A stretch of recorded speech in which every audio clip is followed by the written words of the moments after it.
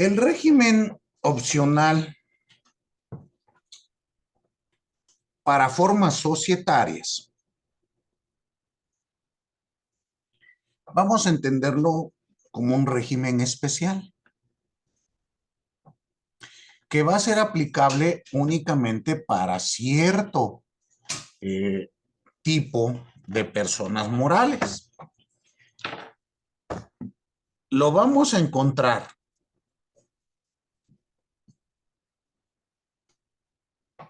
reglamentado por los artículos del 59 al 71 de la ley del impuesto sobre la renta. Este régimen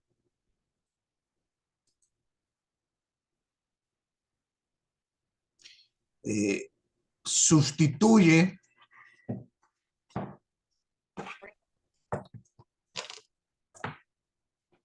a lo que en su momento se llamó el régimen de consolidación. ¿Qué quiero decir? Que en lugar del régimen de consolidación se estableció para formas societarias. ¿Qué características va a tener del actual régimen del que estoy hablando? En primer lugar, es opcional.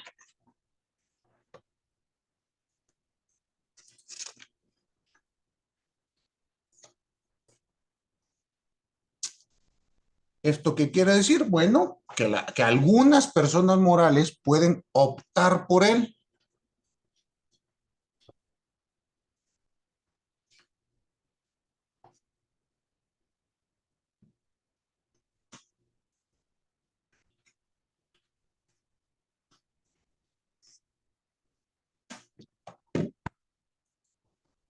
¿Y qué es lo que se pretende?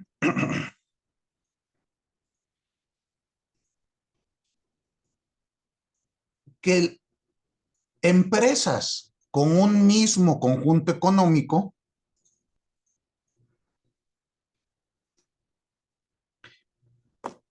paguen el impuesto como si se tratara de una sola entidad.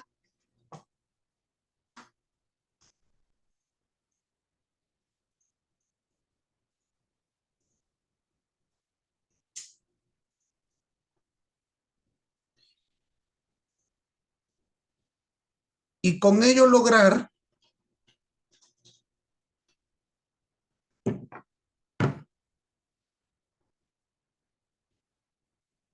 compensar pérdidas con las utilidades entre las mismas empresas. Recording in progress. Y como consecuencia puedan diferir el pago del impuesto como si se tratara de una única entidad. Miren, vamos leyendo esta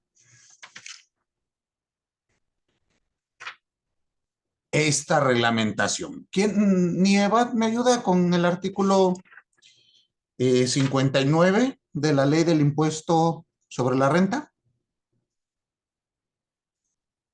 Claro, solo permítame buscar. Sí, sí, muchas gracias.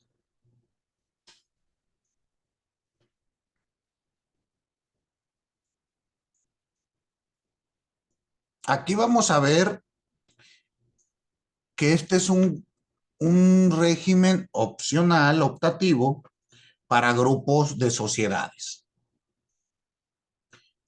Por lo tanto, van a existir sociedad integradora y sociedades integradas.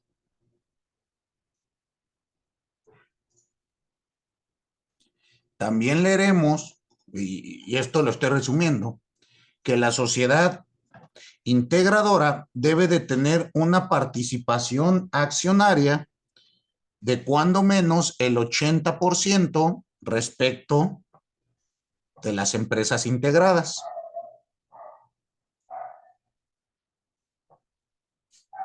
Por lo tanto, o como consecuencia de esto que acaba de este requisito legal, solamente el 20% de la sociedad integrada puede ser poseído por otras sociedades.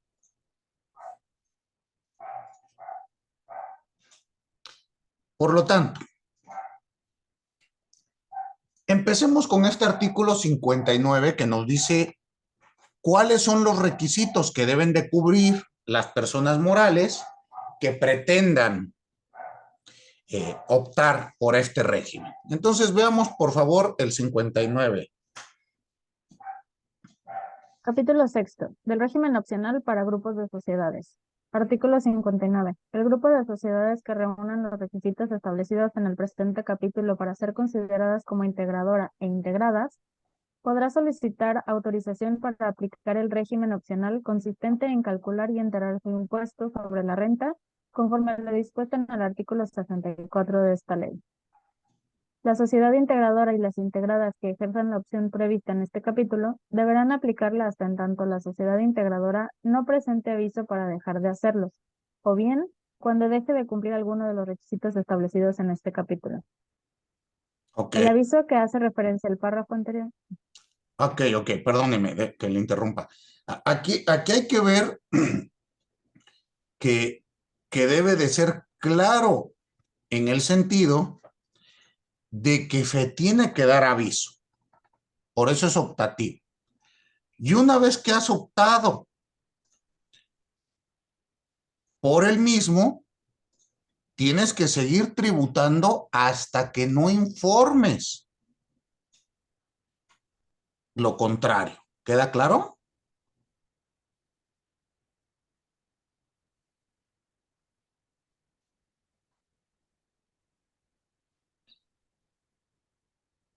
Muy bien, seguimos con la lectura, por favor.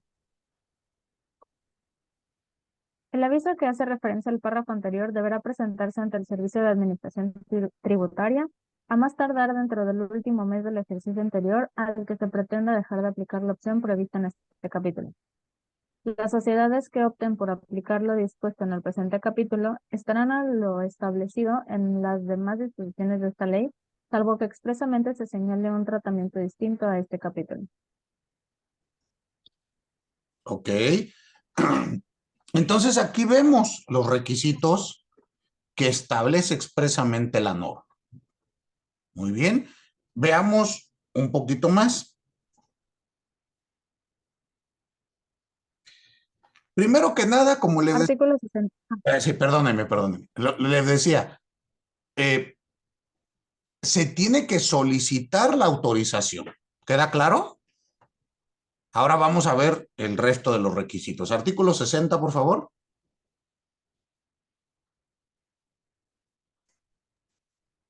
Artículo 60. Para los efectos de este capítulo, se consideran sociedades integradoras las que reúnan los siguientes requisitos. Fracción primera, que se trate de una sociedad residente en México.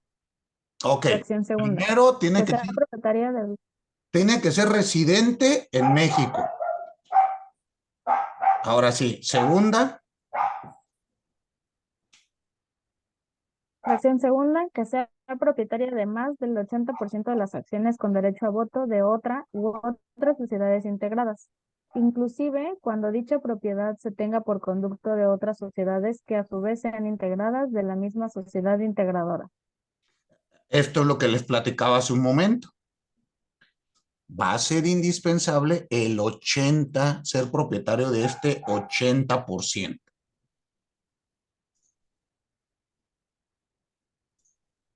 Muy bien, entonces eso tengámoslo bien en cuenta. Fracción tercera. Fracción tercera, que en ningún caso más del 80% de sus acciones con derecho a voto sean propiedad de otra u otras sociedades, salvo que dichas sociedades sean residentes en algún país con el que se tenga acuerdo amplio de intercambio de información. Para estos efectos, no se computarán las acciones que se coloquen entre el gran público inversionista de conformidad con las reglas que al efecto emita el Servicio de Administración Tributaria. Aquí lo que platicaba, consecuencia de lo anterior, no se permite que más del 20% de sus acciones pertenezcan a otra empresa.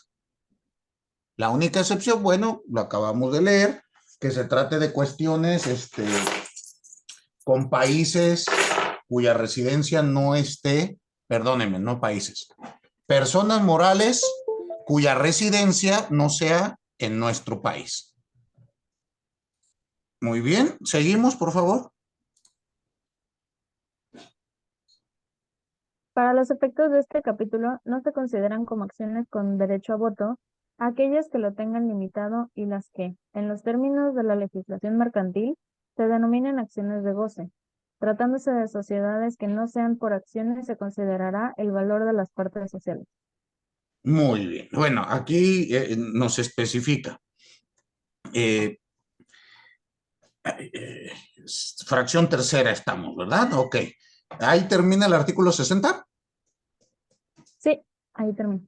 Perfectísimo. Entonces, bueno, ya vimos. Artículos 59 y 60 en su conjunto nos van a decir, uno, ¿qué empresas pueden optar por este régimen? ¿Cuáles son los requisitos? Vamos a ver qué ventajas tiene este régimen o por qué se recomendaría. Primero que nada, pues puede ser una opción porque se maneja una simplificación fiscal, es decir, cómo vamos a llevar la contabilidad. En segundo lugar, existe una certeza en el cálculo del impuesto diferido. Partiendo de ello, de estos dos primeros requisitos o dos ventajas, tendremos una tercera ventaja, que es una fácil fiscalización.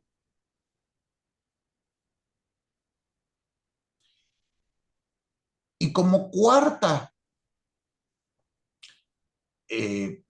ventaja, tenemos que limitan las planeaciones fiscales.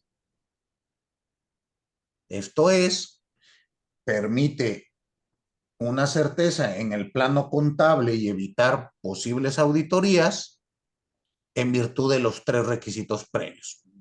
Para ello, se verá esto como una limitación de planeación fiscal. Vamos a ver cómo lo establece la norma. ¿Por qué? Porque también nos falta decir qué personas morales no pueden optar por este régimen. ¿Sale? No cualquiera o no se le va a autorizar a todas. En primer lugar, no pueden optar por este régimen personas morales con fines no lucrativos.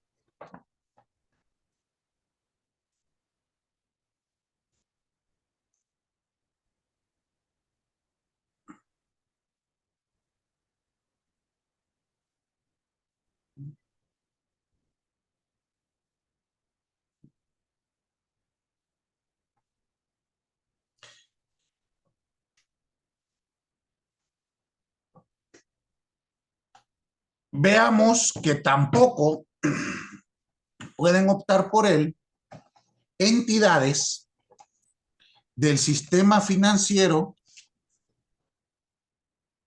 ni aquellas que tengan fondos de inversión de capital o que se dediquen propiamente al manejo de estos fondos. Por lo tanto, ustedes van a ir viendo que se va limitando mucho quienes van a poder optar. Ya leímos dentro de los requisitos del 60 y del 59 que no pueden optar por él personas residentes, bueno, personas morales residentes en el extranjero. Ya vimos que es para residentes en México. ¿Se acuerdan?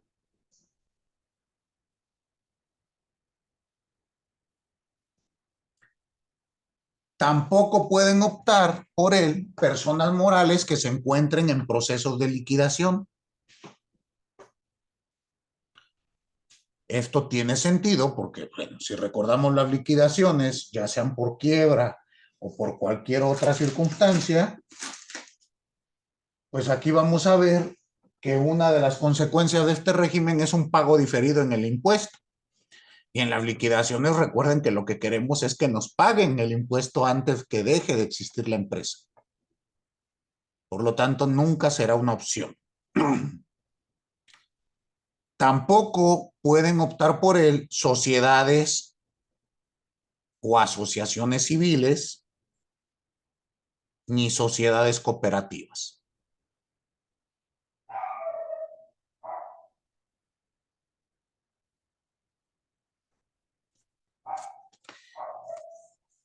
Mucho menos optarán por este régimen las personas morales que tributen conforme a los artículos 72 y 73 de la propia ley del impuesto sobre la renta.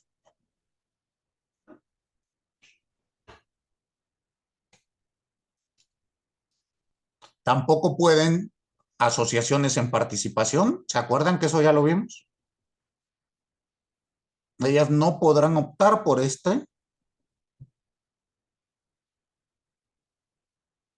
ni tampoco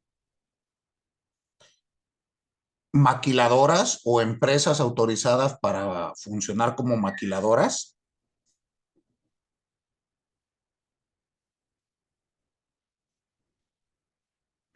Tampoco empresas con pérdidas fiscales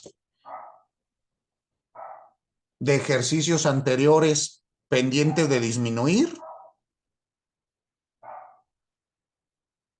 Y por último, no pueden optar por este régimen entidades que presten servicio público de transporte aéreo. Todas ellas expresamente tienen prohibido participar o tributar con este régimen opcional de formas societarias. Y para ello, pues, leamos un poquito más. Paola, ¿me ayudas a darle lectura al artículo 64?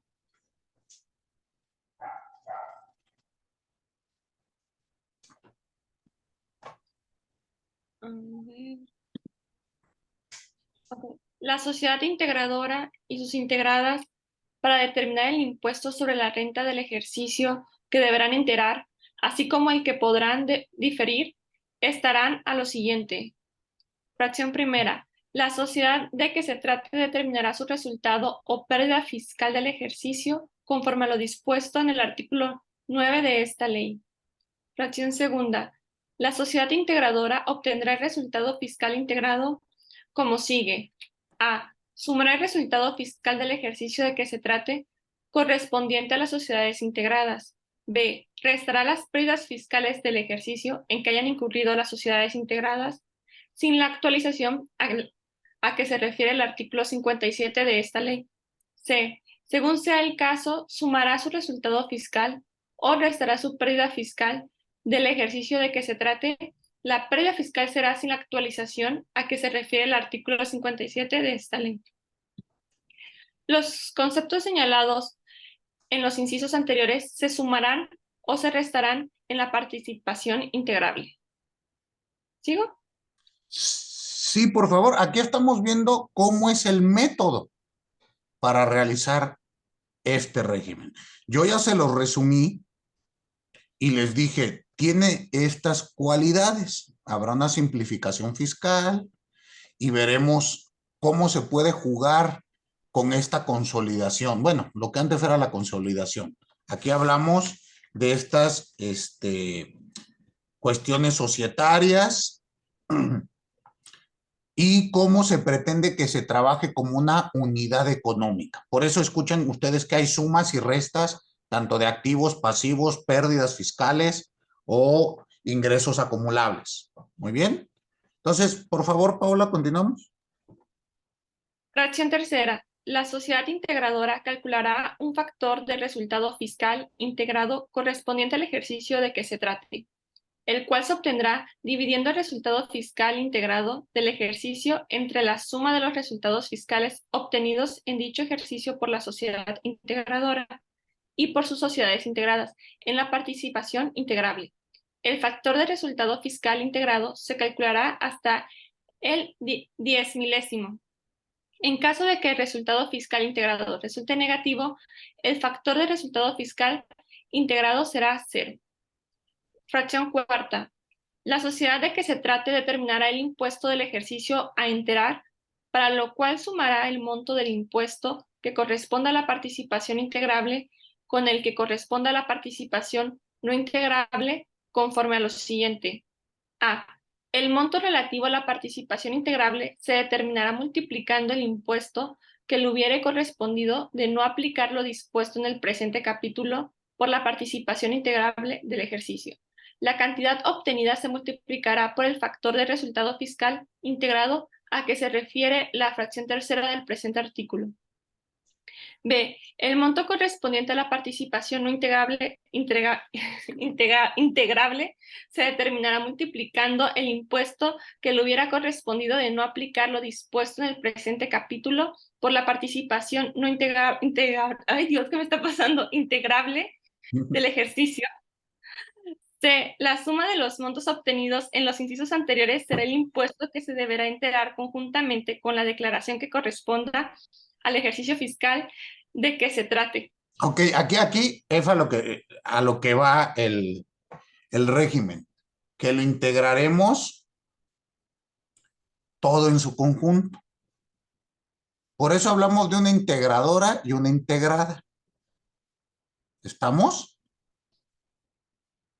Y al final vamos a declarar la idea como una unidad económica. Permite este régimen, creo que esto no se los había comentado, que las sociedades ya integrada e integradora se les permite diferir hasta por 3 años el pago del impuesto sobre la renta. ¿Qué quiere decir esto? Que se va a pagar esto que vamos sacando, esto que se va calculando. Bueno, lo tengo que calcular ejercicio por ejercicio fiscal, pero se pagará hasta el tercer año. ¿Esto para qué? Para otorgar una flexibilidad organizacional y condiciones fiscales propias para que las empresas nacionales sean competitivas con relación con las empresas residentes en el extranjero. Muy bien.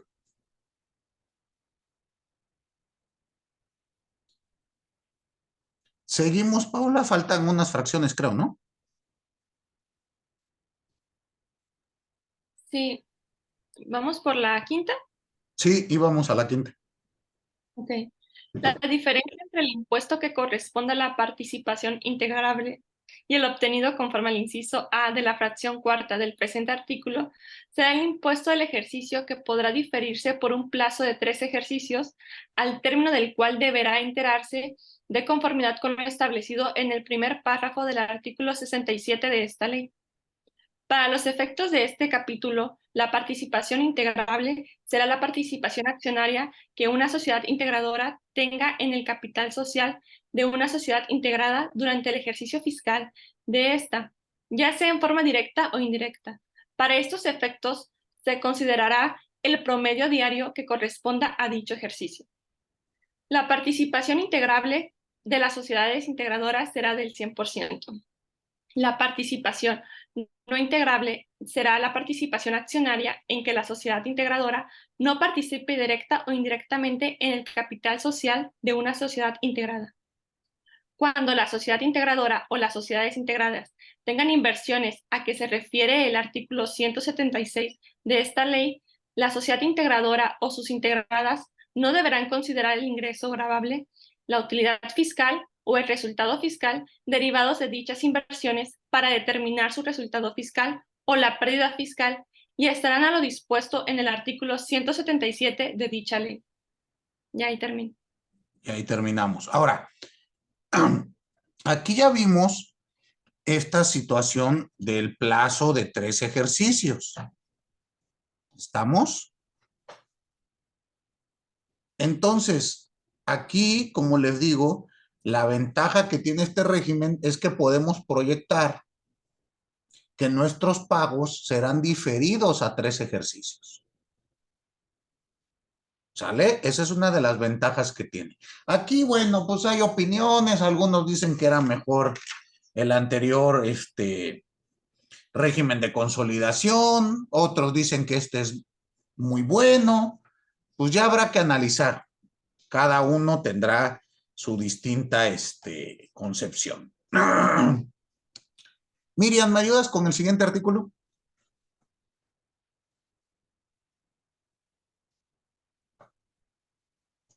Artículo 65. A sociedades integradoras e integradas durante el periodo por el que deban pagar el impuesto sobre la renta en los términos de este capítulo, llevarán la cuenta de utilidad fiscal neta aplicando las reglas y el procedimiento establecidos en el artículo 77 de esta ley, debiendo estar a lo dispuesto en el presente artículo respecto de la utilidad fiscal neta del ejercicio conforme a lo siguiente. 1. En cada ejercicio identificará el monto de la utilidad fiscal neta correspondiente a... Ok, Inciso A. aquí este artículo nos va a dar los elementos contables que debemos de tomar en cuenta para hacer nuestra consolidación. ¿Estamos? Bueno, nuestro régimen societario, perdón. Entonces, inciso A. La participación integrable, para lo cual multiplicará la utilidad fiscal neta por la participación integrable que corresponda a la sociedad de que se trate. La participación integrable por lo que se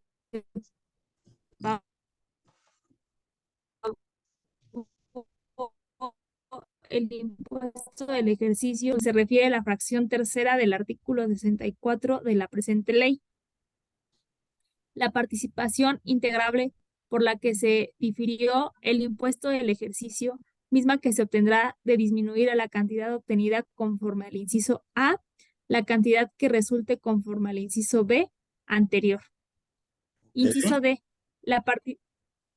Sí, ¿le escucho? sí, la participación no integrable, la cual se calculará multiplicando la utilidad fiscal neta por la participación no integrable.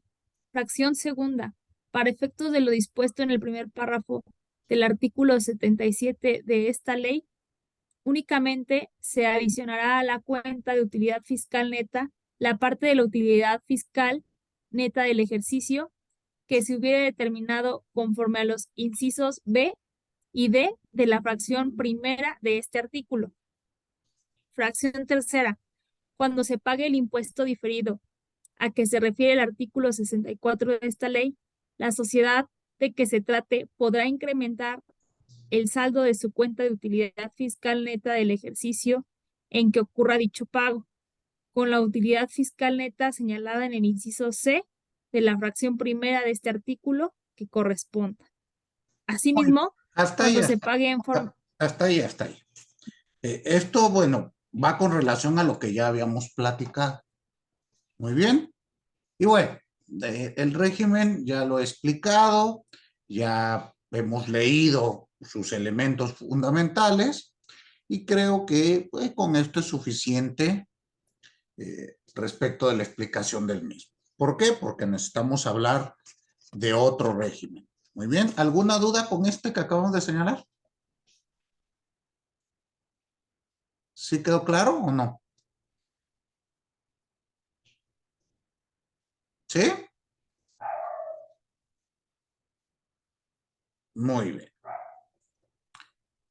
Entonces hablemos del siguiente régimen.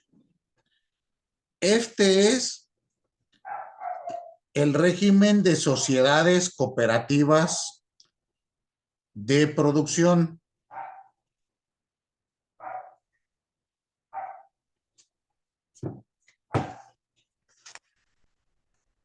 lo vamos a encontrar establecido en los artículos 194 y 195 de la ley del impuesto sobre la renta.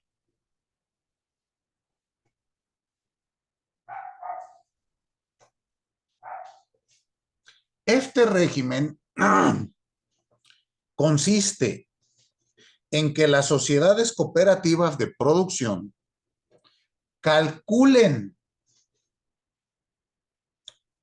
el impuesto de cada ejercicio respecto de cada socio. Esto con relación a la parte de la utilidad gravable que le corresponda por cada ejercicio fiscal.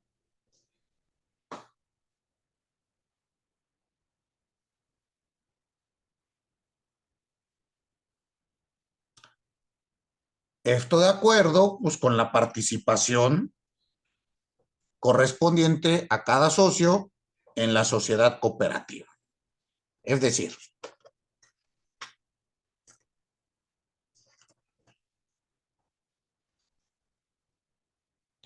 lo primero que tenemos que analizar es que para calcular el impuesto sobre la renta de una sociedad cooperativa de producción,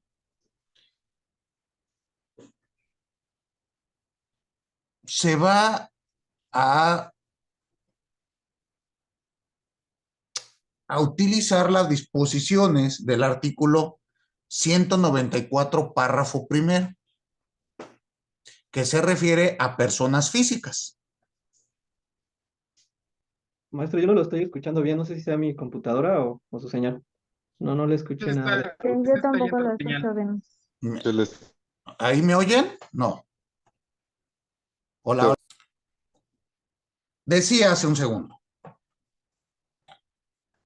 Este régimen de la sociedad cooperativa de producción se aplican las reglas,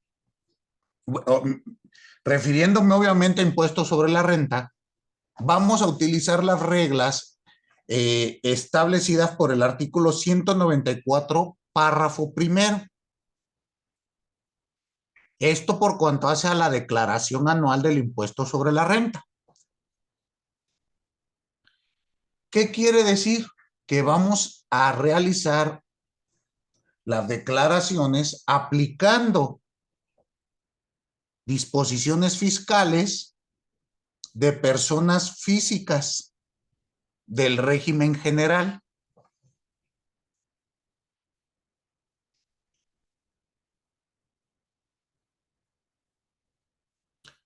Aplicando este artículo 194, fracción primera, vamos a calcular el impuesto sobre la renta,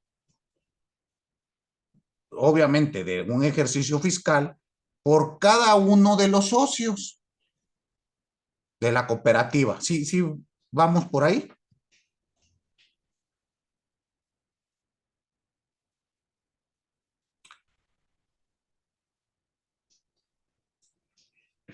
¿Qué pasa después? Esta sociedad cooperativa de producción tiene la obligación de llevar una cuenta de utilidad gravable, tal como lo ordena el artículo 194 en su fracción segunda.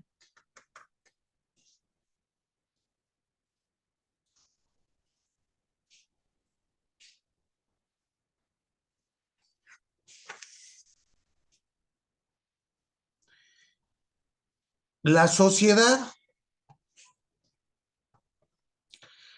cooperativa de producción no va a efectuar pagos provisionales.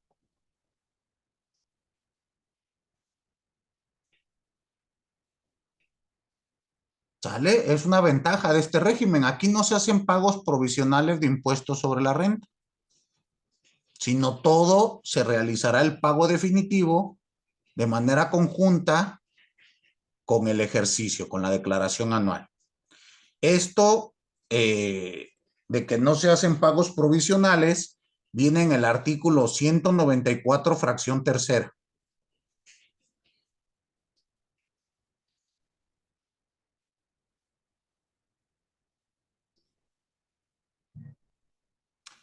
A su vez, otra ventaja de este régimen. Los anticipos y rendimientos se van a considerar ingresos asimilables.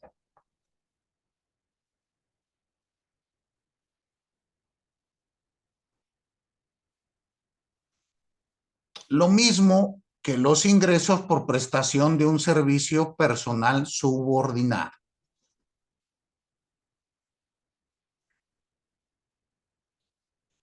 Esto lo vamos a encontrar en el artículo 194, en su fracción cuarta.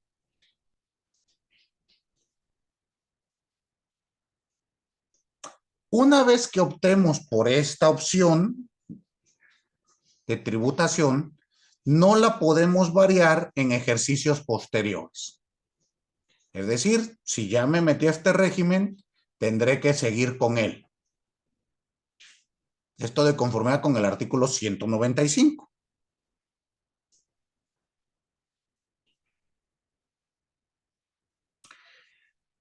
La tarifa y la tasa que se va a aplicar para calcular el impuesto sobre la renta en este régimen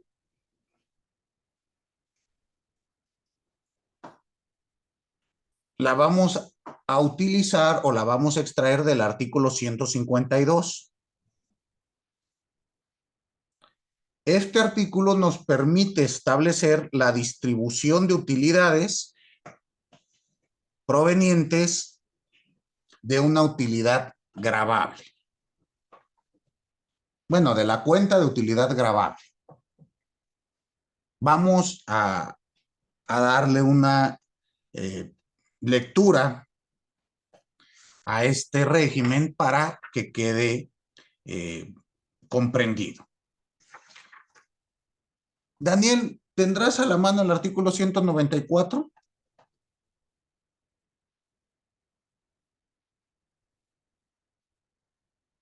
De la ley del impuesto sobre la renta. Sí, ya lo estoy encontrando. 194 de las sociedades cooperativas de producción, ¿es ese? ¿Ese mero? Las sociedades cooperativas de producción que únicamente se encuentren constituidas por socios, personas físicas, para calcular el impuesto sobre la renta que les corresponda por las actividades que realicen, en lugar de aplicar lo dispuesto por el título segundo de esta ley, podrán aplicar lo dispuesto en la sección primera del capítulo segundo del título cuarto de la misma, considerando lo siguiente. Fracción primera. Calcularán el impuesto del ejercicio de cada uno de sus socios, determinando la parte de la utilidad gravable del ejercicio que le corresponda a cada socio por su participación en la sociedad cooperativa de que se trate, aplicando al efecto lo dispuesto en el artículo 109 de esta ley. Las sociedades cooperativas de producción a que se refiere este capítulo podrán diferir la totalidad del impuesto a que se refiere esta fracción hasta el ejercicio fiscal en el que distribuyan a sus socios la utilidad gravable que les corresponda. Esto, perdóname, Daniel, esto que estás leyendo, por favor, veámoslo más despacito, porque esta es una ventaja de este régimen. Es decir, la importancia de conocer los regímenes es poder señalar o asesorar a nuestras empresas cuándo podemos estar en uno, cuándo podemos tributar en otro. Más despacito, por favor, Daniel, esto que acabas de leer. Si continúo, lo repito eso. Repítelo, por favor. Desde el inicio. Este último párrafo. Bueno, Ok. pedacito que acabas de leer. Las sociedades cooperativas de producción a que se refiere este capítulo podrán diferir la totalidad del impuesto a que se refiere esta fracción hasta el ejercicio fiscal en el que distribuyan a sus socios la utilidad gravable que les corresponda. Esto es justo lo que les platicaba. Este pago diferido que permite el régimen se refiere a que no voy a realizar pagos parciales.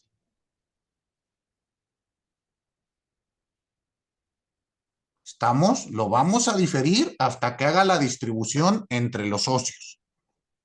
Y esto se hace, ustedes recordarán, pues al momento de hacer el pago definitivo, cuando pago mi ejercicio fiscal en marzo de cada año. Muy bien. Entonces ellos no declaran mes con mes, sino cada año. Exactamente. No hacen pagos provisionales. No se autodeterminan mensualmente, como acabas de decir. Ok. ¿Vale? Pero sí tienes que llevar tu contabilidad en los requisitos que, bueno, con todos los argumentos, o sea, tienes que llevarla exactamente igual, simplemente no se hace el pago provisional. Sí, ya está al final. Exactamente. ¿Qué más? Continúa, por favor. Sí. En los casos en que las sociedades antes referidas. Allá, ¿se me movió el qué? ¿193? 194. Perdón, si es que apreté algo. No, no te... Ya.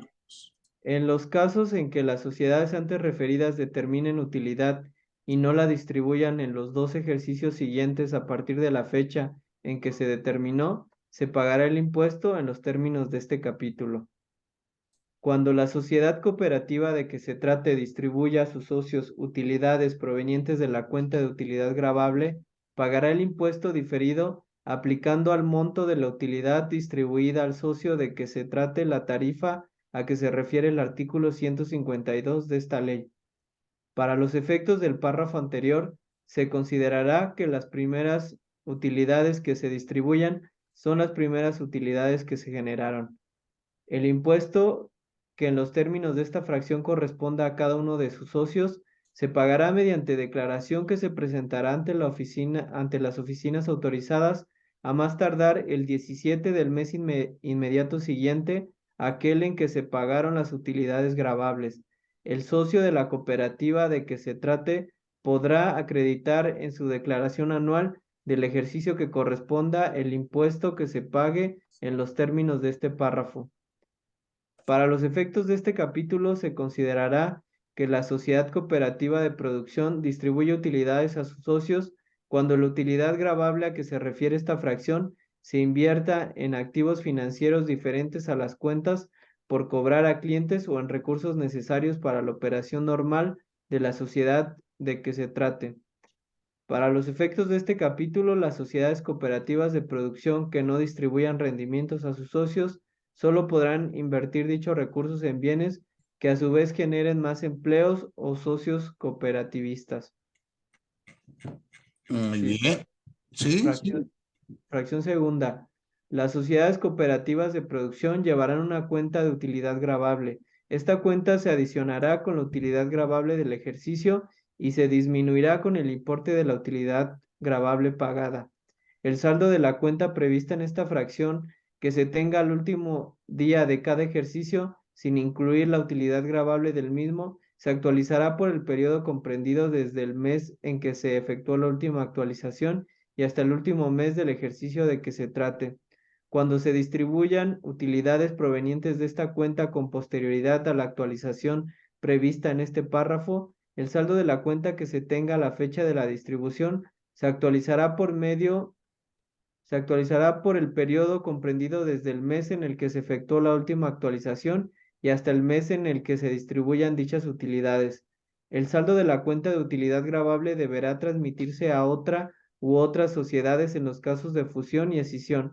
En este último caso, dicho saldo se dividirá entre la sociedad escidente y la sociedad escindidas, en la proporción en la que se efectúe la partición del capital contable del estado de posición financiera aprobado por la Asamblea General Extraordinaria y que hayan servido de base para realizar la escisión. La utilidad gravable a que se refiere esta fracción será la que determine la sociedad cooperativa de que se trate en los términos del artículo 109 de esta ley, correspondiente a la totalidad de los socios que integran dicha sociedad. Fracción tercera. Muy bien, hasta ahí. Sí. Ya lo demás lo vamos leyendo con calma cada uno en nuestra casa, ¿no? Bueno, esta es la explicación de este régimen de sociedad cooperativa de producción. Ahora, pasemos al siguiente. El siguiente es el régimen de personas morales con fines no lucrativos. Este se encuentra establecido en el artículo 79 y 80 de la Ley del Impuesto sobre la Renta.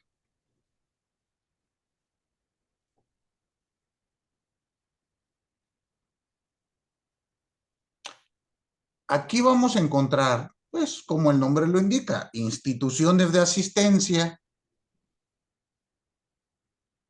asociaciones y sociedades civiles que no tengan fines de lucro. Ejemplo, la Cruz Roja o alguna asociación por el estilo, ¿no? Pero creo que todos conocemos la Cruz Roja. Me parece que es una persona moral con fines no lucrativos, ¿no?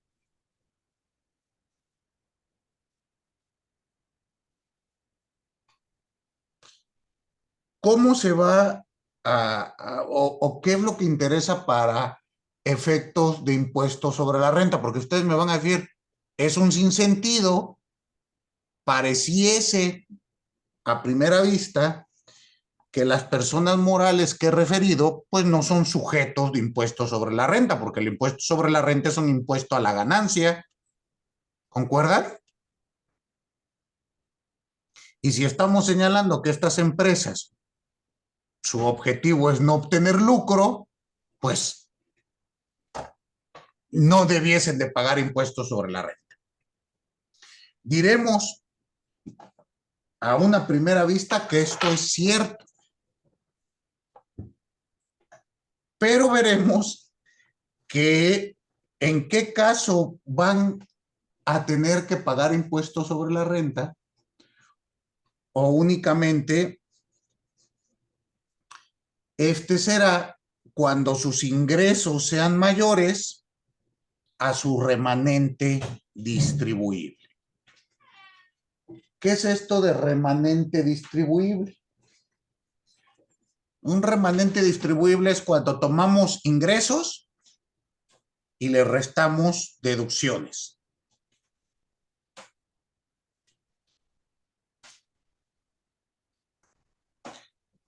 Al hacer esta operación, son mayores mis ingresos que las deducciones,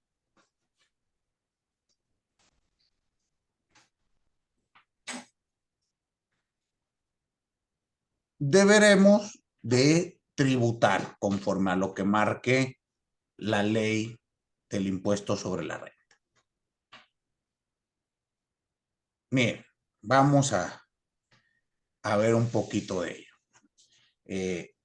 Itzel, ¿tienes a la mano el artículo 79 de la ley del impuesto sobre la renta?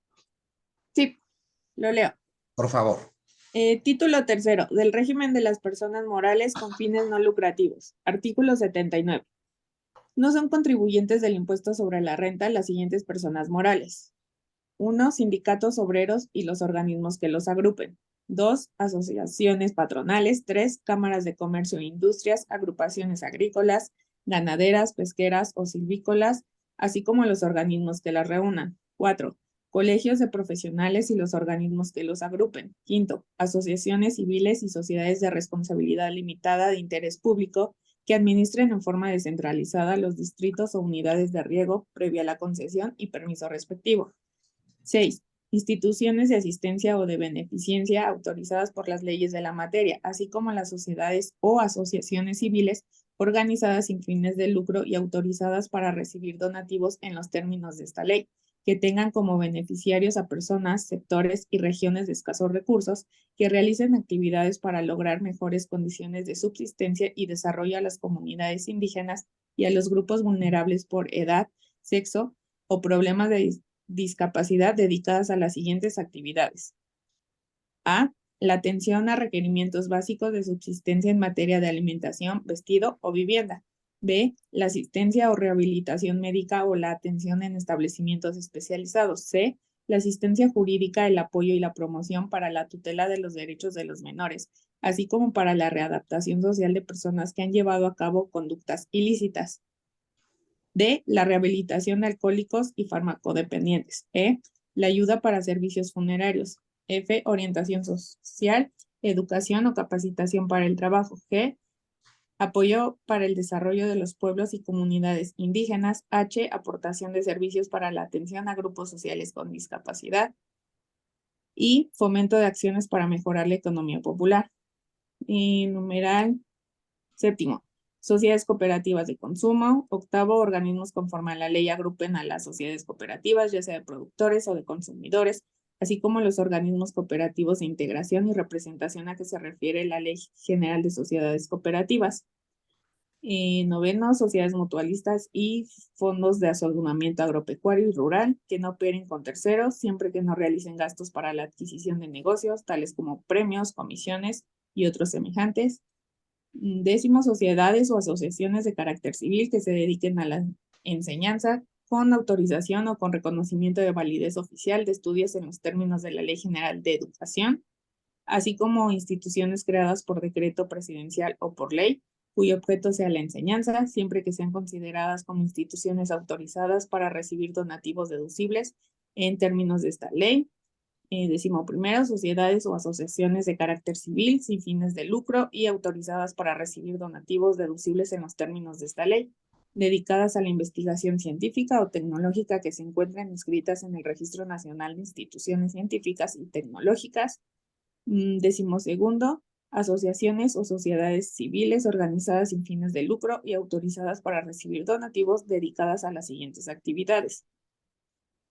A, la promoción y difusión de música, artes plásticas, artes dramáticas, danza, literatura, arquitectura y cinematografía, conforme a la ley que crea el Instituto Nacional de Bellas Artes y Literatura, así como a la Ley Federal de Cinematografía.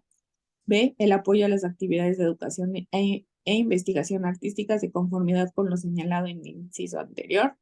C, la protección, conservación, restauración y recuperación del patrimonio cultural de la nación en los términos de la Ley Federal sobre Monumentos y zonas arqueológicas, artísticos e históricos y la Ley General de Bienes Nacionales, así como el arte de las comunidades indígenas en todas las manifestaciones primigenias de sus propias lenguas, los usos y costumbres, artesanías y tradiciones de la composición pluricultural que conforman el país. De la instauración y establecimiento de bibliotecas que formen parte de la Red Nacional de Bibliotecas Públicas de conformidad con la Ley General de Bibliotecas. El apoyo de las actividades y objetivos de los museos dependientes del Consejo Nacional para la Cultura y las Artes.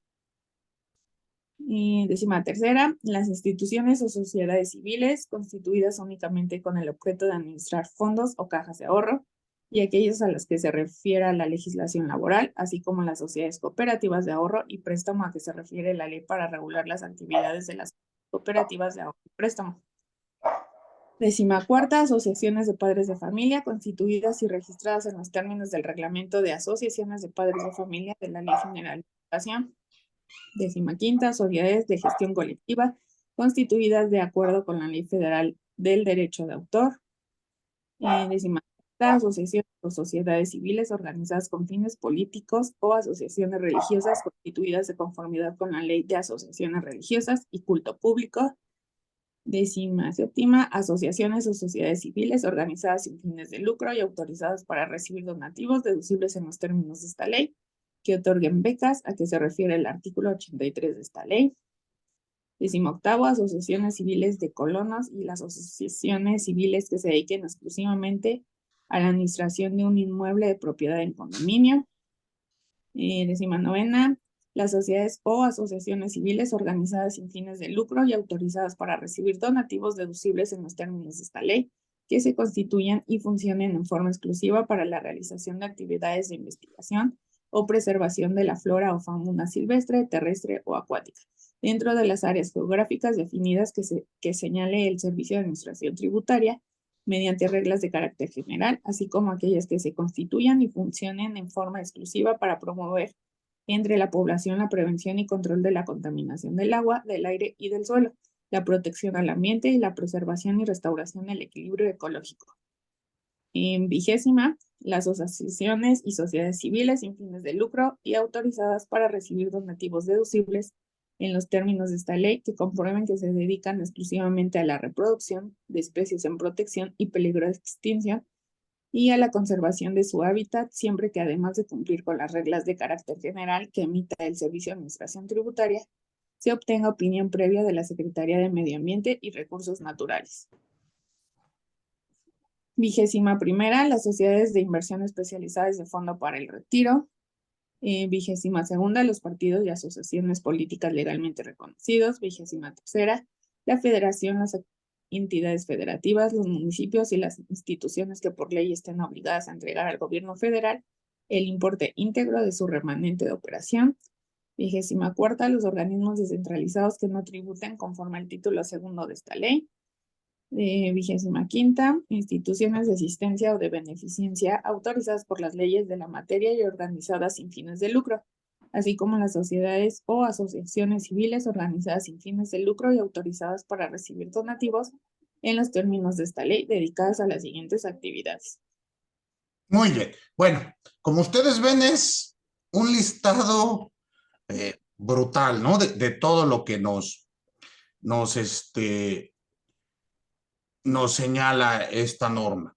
Ahora, acuérdense ustedes, como les decía, que la ley del impuesto sobre la renta parece que en cada artículo nos quieren poner un tratado de derecho fiscal, ¿no?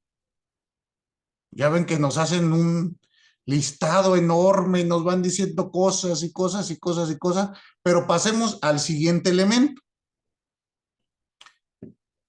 que es propiamente lo que nos indica el artículo 80. Paola, ¿me puedes ayudar con el artículo 80? Ahorita lo voy a-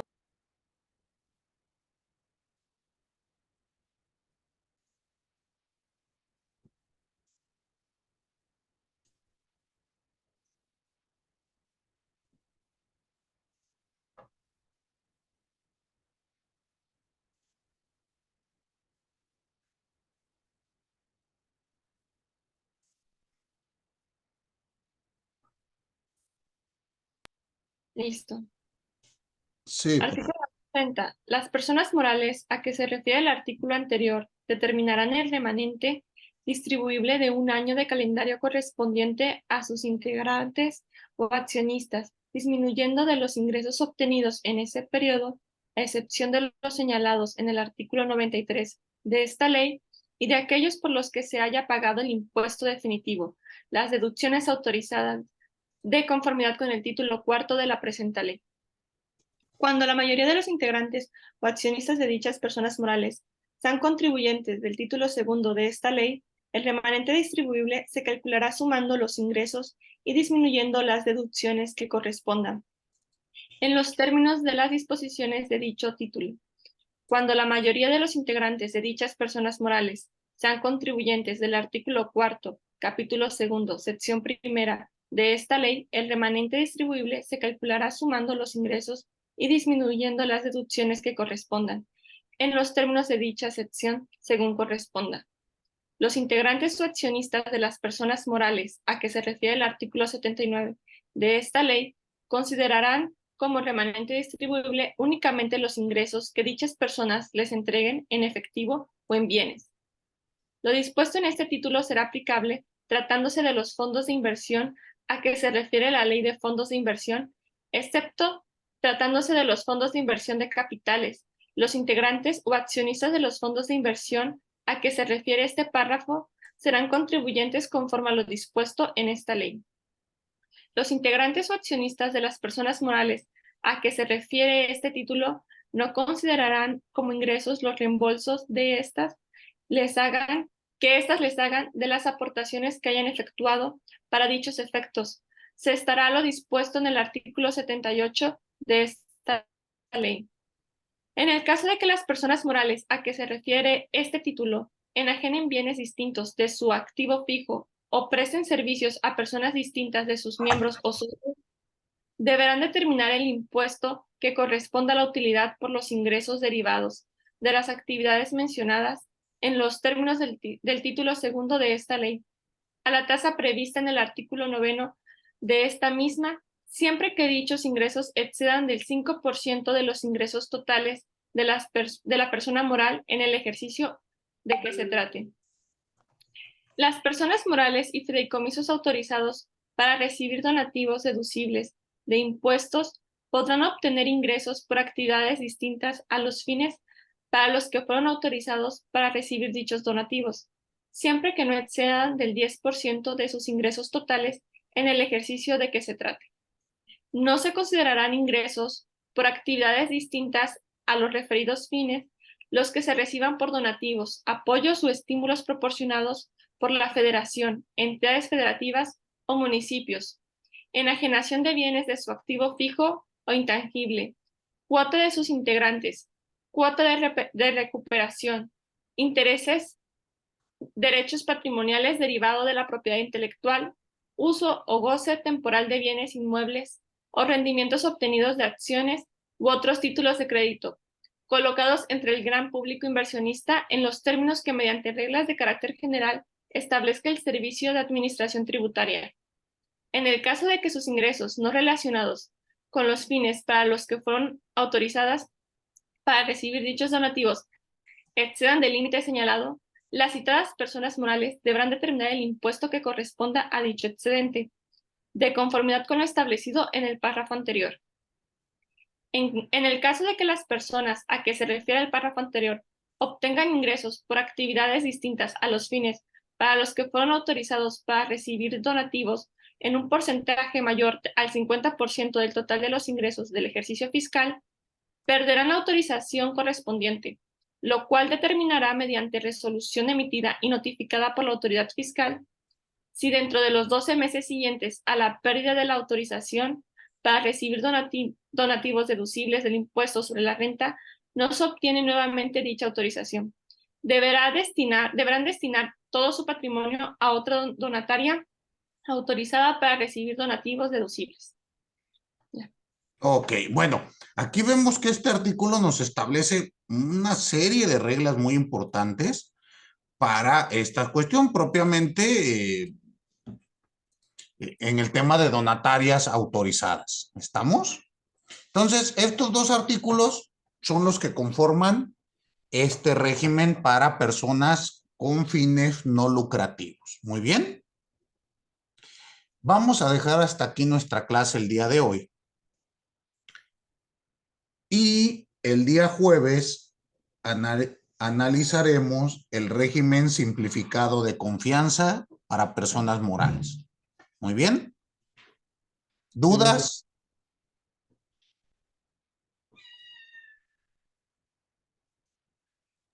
No, profesor. ¿Ninguna duda? No. Perfectísimo. Bueno, pues, bueno, pues pasen excelente noche. Maestro, una pregunta, perdón. Dime. ¿Del próximo examen vamos a quedar hasta aquí o va a incluir también el tema que está mencionando del régimen de simplificado de confianza? No, pues incluye lo que veamos hasta el jueves. Ok, vale, gracias, maestro. ¿Vale? ¿No va a haber clase de dudas, maestro, en esta ocasión? Recuérdame cómo que clase de dudas. Y en el primer examen dedicó una clase nada más a dudas en general para el examen. Bueno, no sé si me dé tiempo de hacer la clase así como, no recuerdo la vez anterior, pero bueno, por eso ahorita estoy preguntando si existe alguna duda. Pero me dicen que no, entonces pues quiero entender que no hay dudas. Pero bueno, si da tiempo el jueves, le dedicamos un rato a ver si van saliendo algunas inquietudes. Con todo gusto. Gracias, maestro. ¿Vale? Sí, maestro, gracias. Bueno, pasen excelente noche y nos vemos por acá el próximo jueves. Hasta luego. Hasta luego, profesor. Hasta luego. Hasta luego, buenas noches. Gracias, hasta luego, profe. Buenas noches.